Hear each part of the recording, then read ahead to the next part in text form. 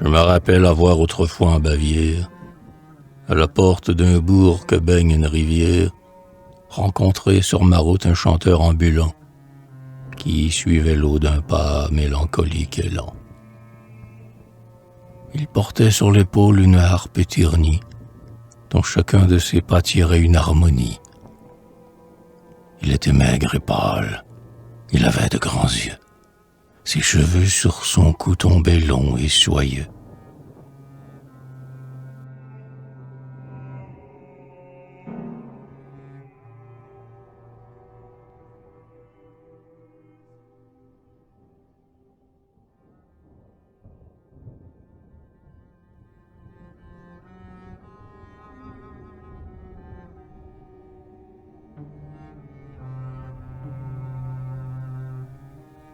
Le bourg de Regenstauf n'a qu'une seule auberge, où l'eau, affable et doux pour tous ceux qui l'hébergent, donne souvent aux pauvres, assis dans son jardin, sa bière la plus fraîche et son meilleur boudin, grassement étendu dans un plat de choucroute, et n'a pas cependant fait encore banqueroute. Nous entrâmes tous deux chez le bon hôtelier, qui fumait, en causant avec un vieux routier.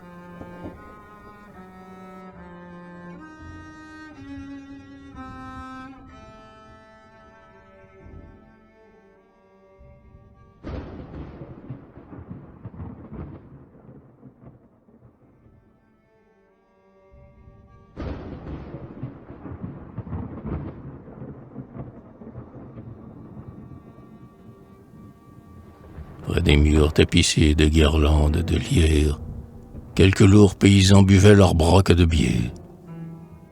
Le chanteur prit sa harpe et se mit à chanter, et chacun aussitôt se tut pour l'écouter. Il avait une voix étrange et désolée, où sanglotait parfois une douleur voilée. Son chant secouait l'âme et la faisait pleurer. Un souvenir amer semblait le torturer.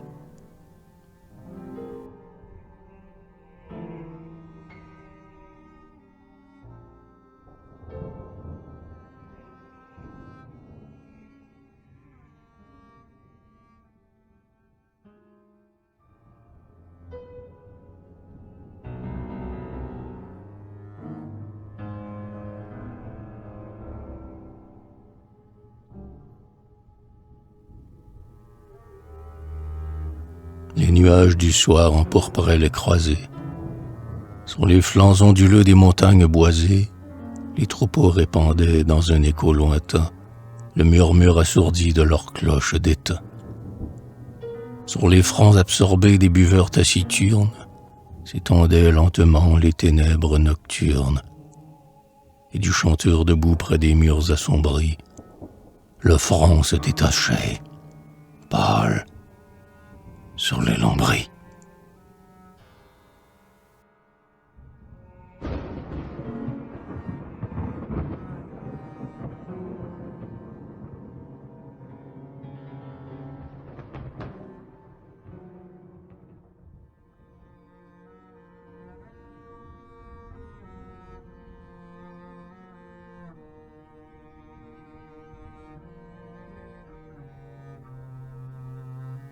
Ses yeux étincelaient comme des escarboucles, et ses longs cheveux noirs qui retombaient en boucle se crispaient sur sa tempe. Et, comme un corps humain, les cordes de l'harpe haletaient sous sa main. Debout dans les accords de sa vaste harmonie, il courbait l'auditoire au pied de son génie et jetait dans les cœurs vaguement torturés tout un monde inconnu de rêves ignorés.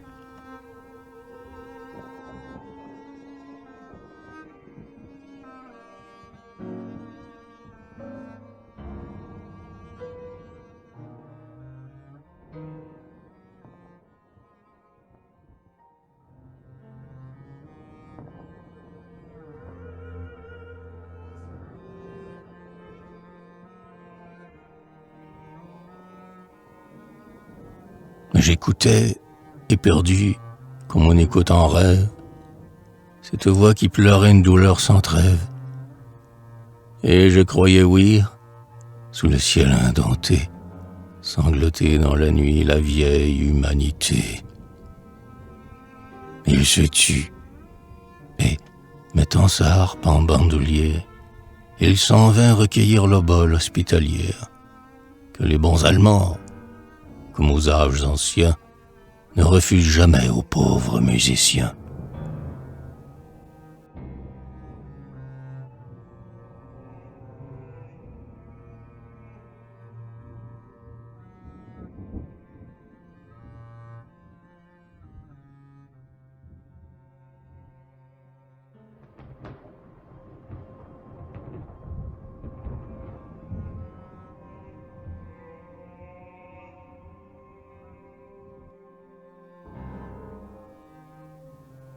Quand le chanteur nomade eut fini sa tournée, il s'assit pour manger le pain de la journée. Je m'approchai de lui. Mon admiration s'exhala de mon cœur avec émotion. Et je lui demandai pourquoi vers le théâtre il n'allait pas chercher ce public idolâtre qu'enthousiasmerait sa magnifique voix et qui de gloire et d'or lui ferait un pavois.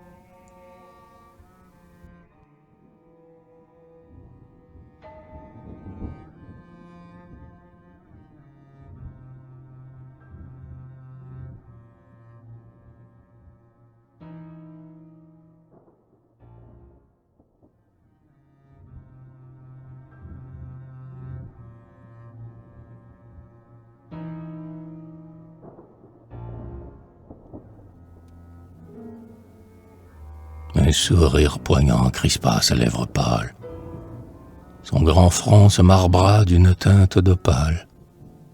Mais il resta muet, et dans cette pâleur, je devinai soudain une immense douleur. Mais bientôt, malgré lui, le flot des confidences s'échappa de son cœur à mes douces instances. Nous passâmes la nuit, l'un près de l'autre assis, à déverser nos cœurs en de communs récits.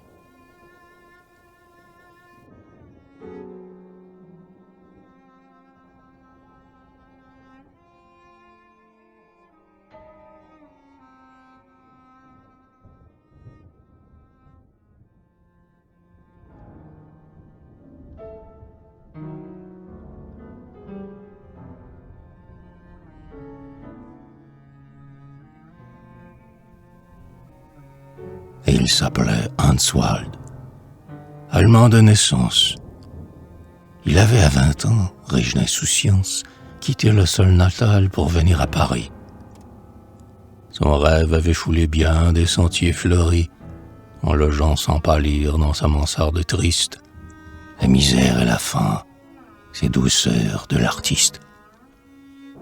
Il marchait devant lui vers un but arrêté. Son courage indomptable avait tout surmonté.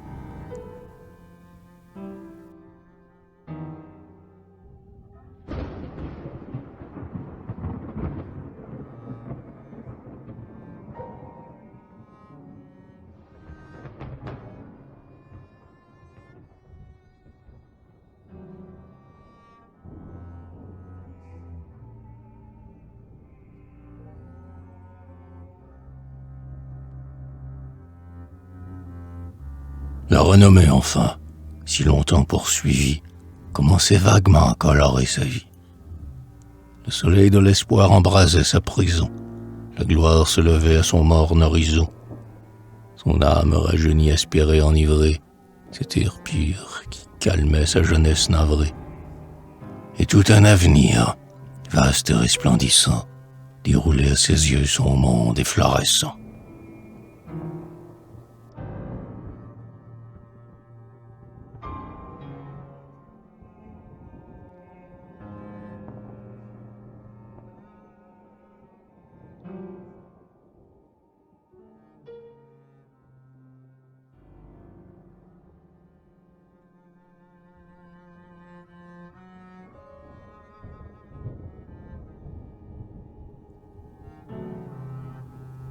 Quand un amour immense, où s'énerva sa vie, jeta son poison lent dans son âme ravie. Il avait 25 ans et n'avait pas aimé. Et l'amour, jusqu'alors, son cœur restait fermé. versa tous les trésors de son vaste génie dans une passion absorbante, infinie. Rien de ce qu'il sentait n'était superficiel. Son saint amour était vaste comme le ciel.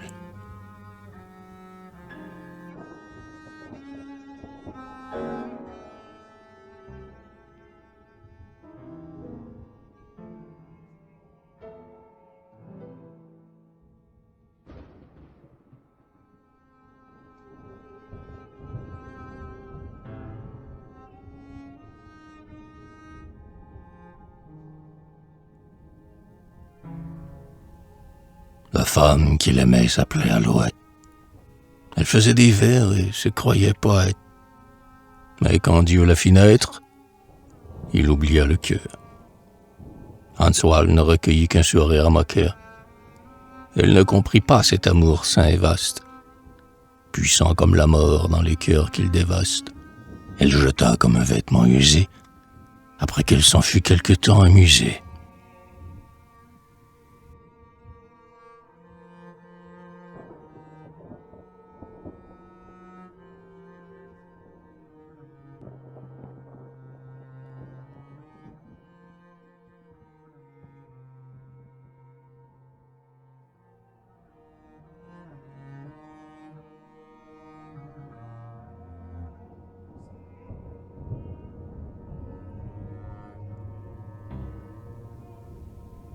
Dans sa poitrine, Hans, livide, les yeux mornes, sentit alors monter une douleur sans borne.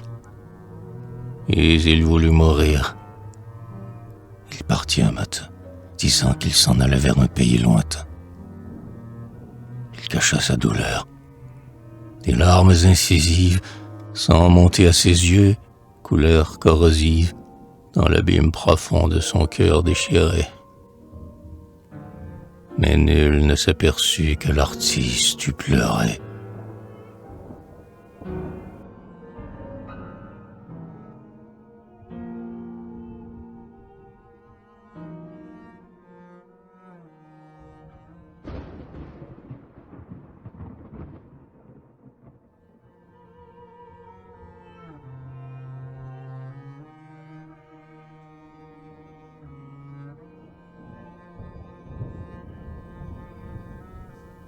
La femme rit toujours de l'amour des poètes.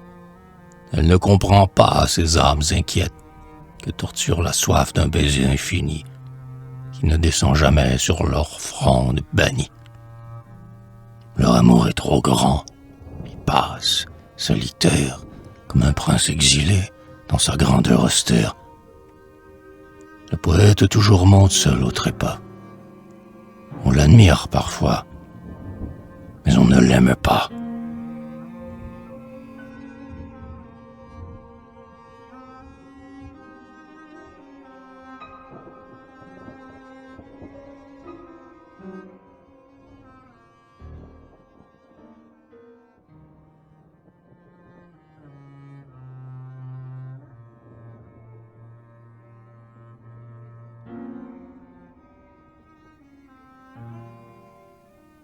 Un soir, la mer versait sur la grève isolée sa lamentation terrible et désolée.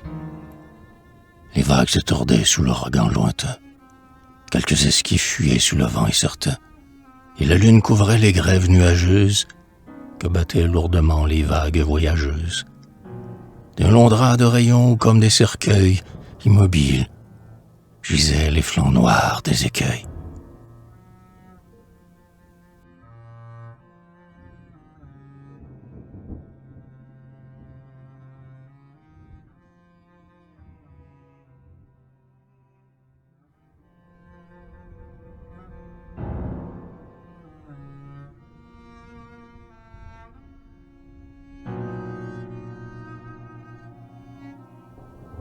Calme comme la mort et muet comme un rêve, Hans, pâle mais serein, arriva sur la grève. Il s'assit sur un bloc de rocher froid et nu. Il pleura dans les flots ses amours méconnus. Sa douleur s'exhala dans les bruits de la lame. Le sanglot de la mer répondit à son âme. Et ces deux incompris, l'un vers l'autre penchés, échangèrent leurs pleurs immenses et cachés.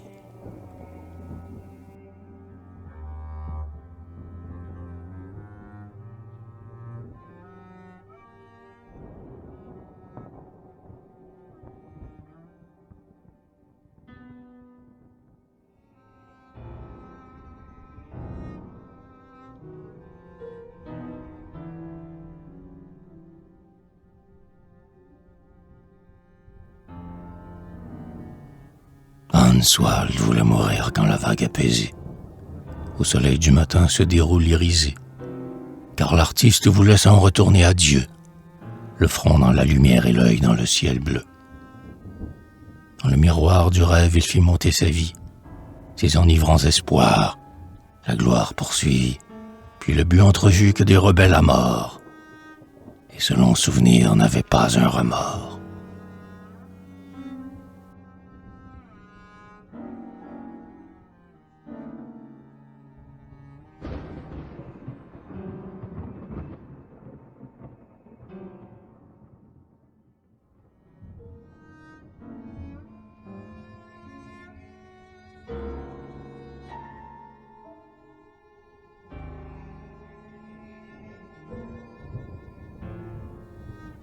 L'horizon s'emporperait d'une teinte orangée, et de rayons naissants la nuit au loin frangée ouvrait son voile noir au baiser du matin. Le flot s'aplanissait sous le soleil lointain, et la création, douce et mélodieuse, aux approches du jour se levait radieuse. Des cités bruissaient le murmure éloigné. L'artiste se leva, pâle, mais résigné.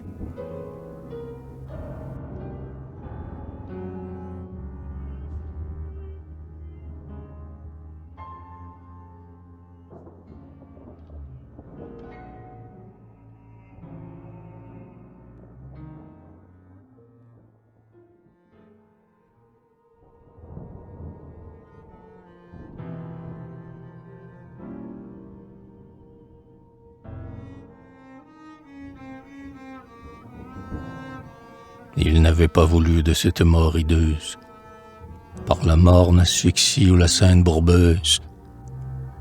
Pourtant, à sa douleur, il lui fallait les mers, avec un sourire triste, au bord des flots amers. Il s'assit, attendant la montante marée, qui mugissait au loin sous la vague azurée. Puis, dans le désespoir où son cœur s'abîmait, il se mit à prier pour celle qu'il aimait.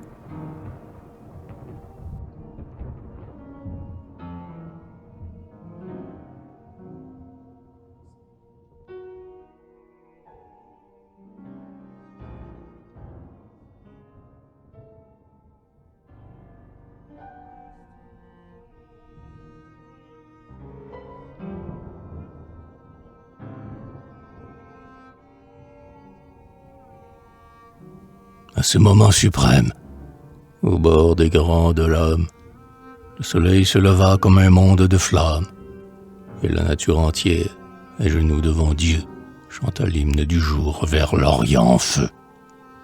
Et l'on vit s'embrasser, dans la vague laineuse, le ciel éblouissant et la mer lumineuse. L'artiste s'affaissa sous un ravissement, où toute sa douleur s'éteignit un moment.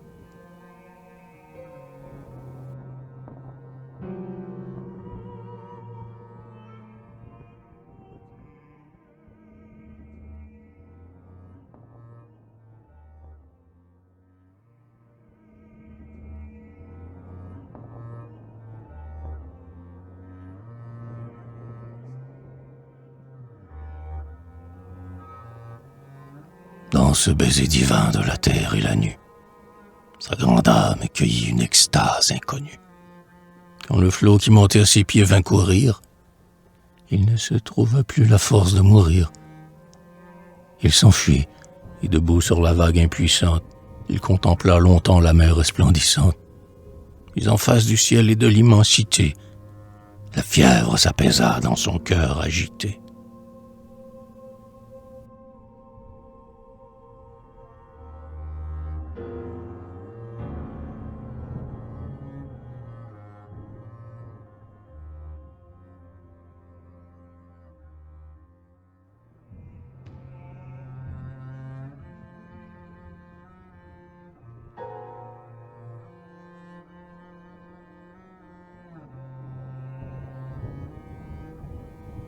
Il se promit d'aller sa route douloureuse, en dérobant à tous sa vie aventureuse.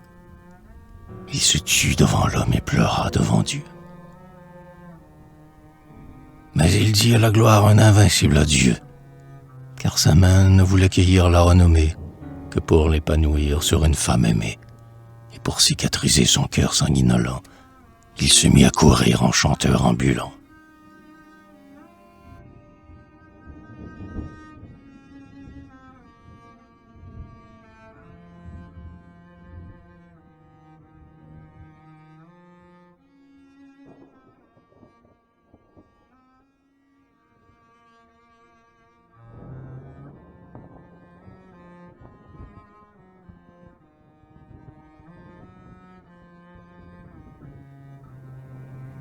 Cachant de sa douleur l'incurable côté, sous tous les cieux connus il passa, solitaire, la harpe sur l'épaule et le bâton en main, ossifiant son cœur au vent des grands chemins.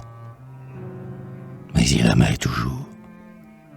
Cet amour invincible ouvrait à chaque pas sa blessure irascible. Il allait vers la mort d'un pas désespéré, calme, le front serein, mais le flanc déchiré.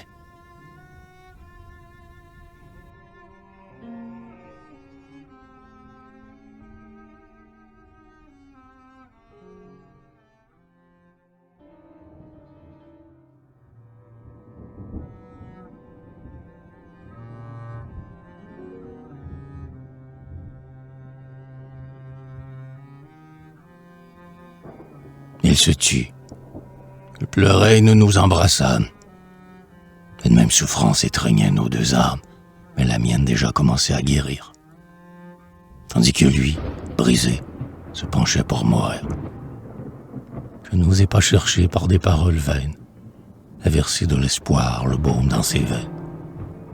Il est de ces douleurs qu'on ne console pas et qui n'ont que la mort pour refuge ici-bas.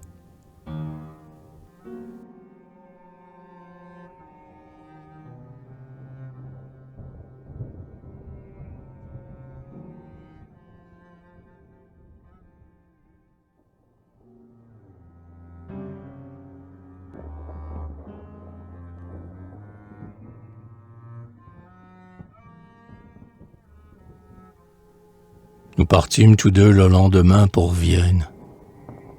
De cette capitale, autant qu'il m'en souvienne, il porta sa douleur qui le suivait partout, jusqu'au Sahara brûlant qui mène à Tombouctou.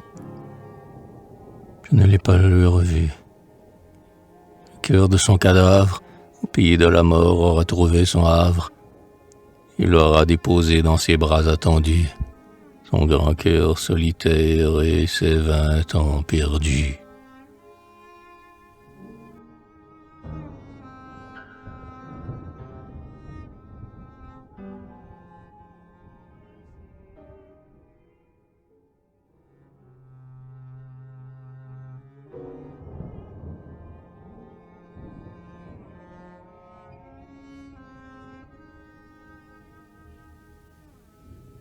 La mort, l'immensité du désert impassible, étouffe maintenant son amour impossible, et peut-être éteignant ses pleurs inconsolés, dans ses flots sablonneux roulent ses eaux brûlées. Confondant dans son vol les sables et la nue, le sirocco bondit sur sa tombe inconnue, et l'artiste incompris dort son dernier sommeil, sur les flancs du désert, à l'ombre du soleil.